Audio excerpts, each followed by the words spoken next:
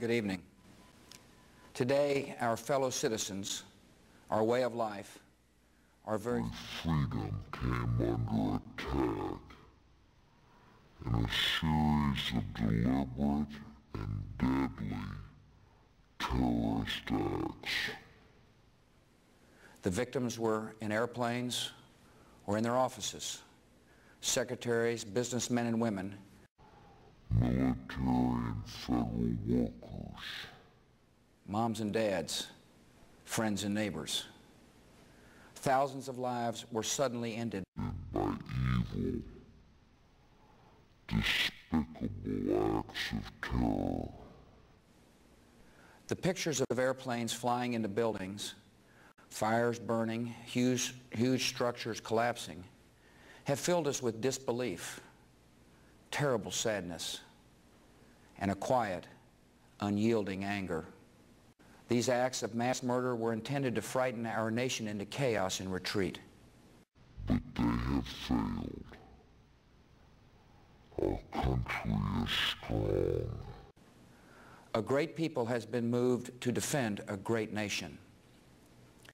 Terrorist attacks can shake the foundations of our biggest buildings, but they cannot touch the foundation of America. These acts shatter steel, but they cannot dent the steel of American resolve.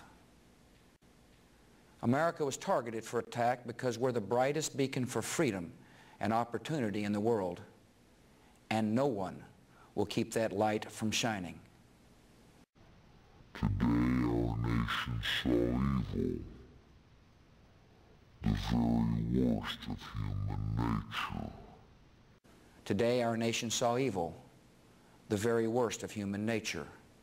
Our military is powerful and it's prepared. The functions of our government continue without interruption. Federal agencies in Washington which had to be evacuated today are reopening for essential personnel tonight and will be open for business tomorrow. Our financial institutions remain strong and the American economy will be open for business as well. The search is underway for those who are behind these evil acts. I've directed the full resources of our intelligence and law enforcement communities to find those responsible and to bring them to justice. We will make no distinction between the terrorists who committed these acts and those who harbor them. I appreciate so very much the members of Congress who have joined me in strongly condemning these attacks. And on behalf of the American people, I thank the many world leaders who have called to offer their condolences and assistance. America and our friends and allies join with all those who want peace and security in the world, and we stand together to win the war against terrorism. Tonight I ask for your prayers for all those who grieve. For the children whose worlds have been shattered. For all whose sense of safety and security has been threatened.